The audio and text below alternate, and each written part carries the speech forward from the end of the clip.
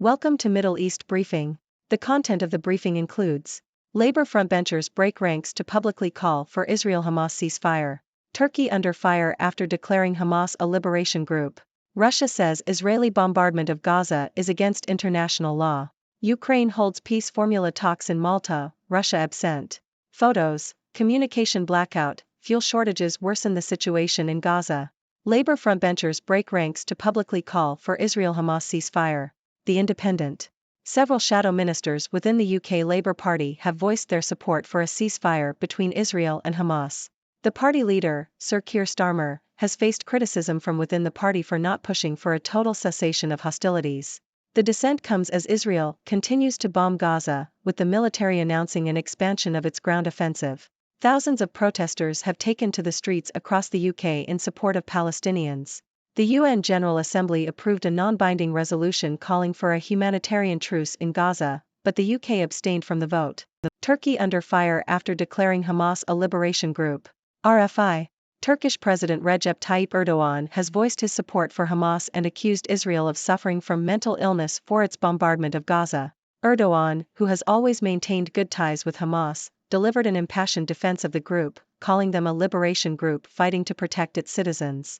This move by Erdogan is seen as unprecedented, as leaders worldwide distance themselves from Hamas and criticize the group. Erdogan's shift in rhetoric is thought to be because his attempts to mediate in the conflict were ignored, and he is now seeking to gain domestic support. However, political analysts believe that Erdogan may be making a political mistake and that he will pay a price for his support of Hamas. Russia says Israeli bombardment of Gaza is against international law. Al Jazeera. Russian Foreign Minister, Sergei Lavrov, has criticized Israel's bombardment of Gaza, stating that it goes against international law and could create a catastrophe that could last for decades. Lavrov argues that whilst terrorism should be condemned, it is not acceptable to violate international humanitarian law when responding to terrorism. He also warns that destroying Gaza and expelling its 2 million inhabitants, as some Israeli politicians have suggested, would create a catastrophe for many decades, if not centuries. Lavrov calls for a halt to the bombardment and for humanitarian programs to be introduced to save the population under blockade. The international community has called for a humanitarian truce to allow aid to reach civilians in Gaza. Ukraine holds peace formula talks in Malta, Russia absent. Yahoo! National security advisors from around 65 countries have gathered in Malta for a meeting organized by Ukraine to discuss its peace formula for ending the war with Russia. The meeting is being held behind closed doors and Russia is not involved. Ukrainian President Volodymyr Zelensky's 10-point peace plan includes calls for the restoration of Ukraine's territorial integrity, withdrawal of Russian troops, protection of food and energy supplies, nuclear safety and the release of all prisoners. The talks aim to gauge Ukraine and the West's ability to drum up continued and broader support, particularly in the global south. Photos: communication blackout, fuel shortages worsen the situation in Gaza. Al Jazeera. The Israeli military has reissued an evacuation call for the northern Gaza Strip ahead of an impending Israeli operation. The Israeli army has carried out massive air raids targeting several areas in Gaza, and the communication system in the region has been destroyed. Israel claims that Hamas has placed its weapons and forces among civilians, and is urging residents to move south for their own safety. The military operation is said to be aimed at neutralizing the threat of Hamas. Gaza endures heaviest bombardment since start of war. Financial Times. Gaza has experienced its heaviest night of Israeli bombardment since the start of the conflict 3 weeks ago. The attacks have led to hundreds of deaths and the destruction of many buildings. The communication blackout has made it difficult to evacuate the wounded and the ambulance service is unreachable. The death toll in Gaza since the start of the Israeli offensive has risen to 7,703, with 377 people killed since Friday. UNRWA, the main UN agency providing services to Palestinian refugees, has lost contact with its teams in Gaza and has only patchy communication with its local director. Biden's Israel ties rooted in long career, from his gut to his heart to his head. New York Times. This article discusses the long-standing support for Israel demonstrated by U.S. President Joe Biden. The author notes that Biden's support for Israel goes beyond scripted talking points and is deeply personal to him. He has been a staunch supporter of Israel for over half a century, with his views on the country shaped by family conversations about the Holocaust and stories from a survivor of the death camps. Some believe that Biden's Irish heritage and his own personal tragedies make him empathize with historically marginalized people and those who have suffered loss. Japan firms should not miss bus on India, Commerce Chief says. Nikkei Asia. India's Minister of Commerce and Industry, Piyush Goyal, has urged Japanese companies to invest in India, stating that the country's GDP is expected to reach $25 trillion to $30 trillion in the next 25 years. Goyal highlighted several areas of cooperation between Japan and India, including semiconductors, electric vehicle manufacturing, home appliances, and renewable energy. Goyal also emphasized that India and Japan are keen to act as a catalyst for Japanese firms to invest in India, and assured that India's recent import management system was not intended to hurt trusted partners such as the US and Japan. Tens of thousands of pro-Palestinian demonstrators take to London streets. The Independent. Tens of thousands of pro-Palestinian protesters have taken to the streets of London to demand a ceasefire in the Israel-Hamas war. Similar rallies have been organized in Manchester and Glasgow. The London demonstration saw protesters with banners and posters, as well as fireworks and flares.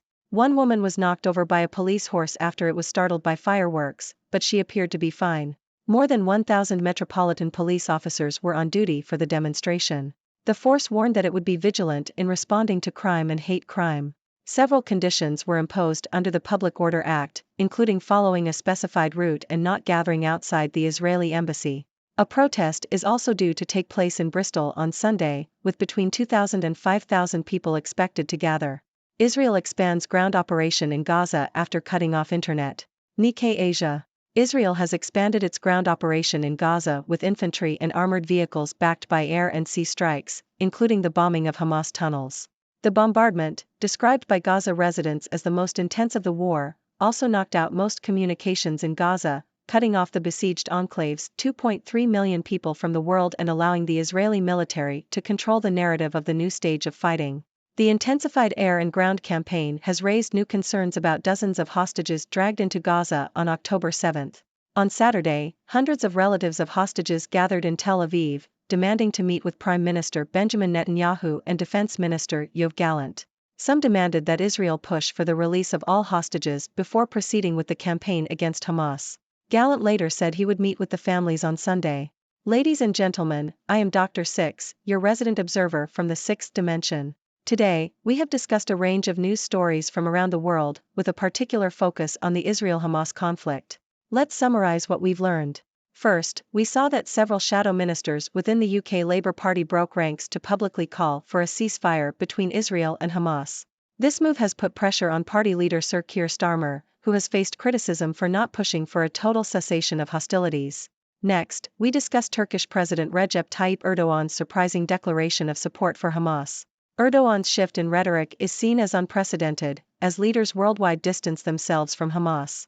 However, some analysts believe that Erdogan may pay a political price for his support. Moving on, we heard Russian Foreign Minister Sergei Lavrov criticize Israel's bombardment of Gaza, arguing that it goes against international law. Lavrov called for a halt to the bombardment and for humanitarian programs to be introduced. The international community has also called for a humanitarian truce to allow aid to reach civilians in Gaza. In Ukraine, national security advisors from around 65 countries gathered to discuss Ukraine's peace formula for ending the war with Russia. This meeting aims to gauge Ukraine and the West's ability to drum up continued support. We then looked at the dire situation in Gaza, with the heaviest night of Israeli bombardment since the start of the conflict. The communication blackout and fuel shortages have worsened the situation, making it difficult to evacuate the wounded and provide aid to civilians. Shifting our focus, we examined U.S. President Joe Biden's long-standing support for Israel. Biden's support is deeply personal, influenced by family conversations about the Holocaust and personal tragedies. This article shed light on the personal factors that shape Biden's views on Israel. Turning to Japan, Minister of Commerce and Industry Piyush Goyal urged Japanese companies to invest in India, highlighting areas of cooperation between the two countries, such as semiconductors, electric vehicles, and renewable energy.